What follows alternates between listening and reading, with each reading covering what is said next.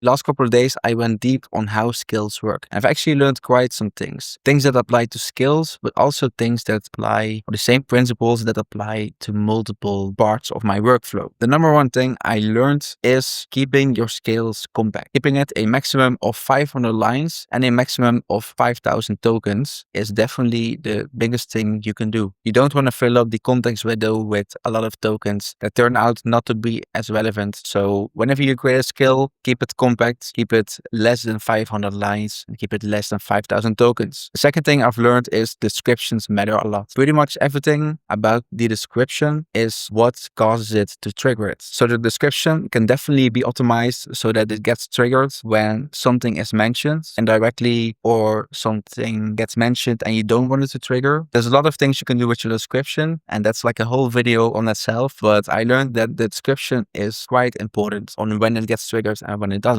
Now, another thing I learned about skills is skills can be more than just one file. Skill is a set of files. So I mentioned the ideal size being less than 500 lines. Well, if something exceeds that amount, you could split it. You could split it into different folders within their different files. So the folder would in this case be references. And in that, you can have like specific references. So let's say you're using a tool from a tool stack. You put everything from that single tool in that single file. And then with file, let's take Xano as example. So Xano is used in a skill. So the skill itself is like the process, but whenever we need to reference Xano, only then the rest from the references and then the Xano part gets loaded in. So you don't load all the context in at once, only whenever it's needed. And that's called progressive disclosure. Now, maybe you're wondering, where have I learned all this? And let me actually show you where I did. So here we're looking at agentskills.io. I think it's managed by Anthropic because Anthropic references it a lot. And here it references Anthropic. So I'm guessing they are connected. Anyway, I got shared this by someone, by Daniel Petro. So thank you very much. I think also by Ray. So shout out to you both. And just reading this by yourself helps a lot. Anyway, there's a lot of things you can go to. For me, I went through everything. I literally manually went through everything, but you could also give it to your agents. Anyway, agentskills.io, definitely recommend it. So these are the biggest ones for me. There is so much more on this specific website, so much more to learn, but these were the biggest ones. And I've made quite some changes in my own skill, in my own workflows, so that it's more efficient and it uses less context. So if you like this video,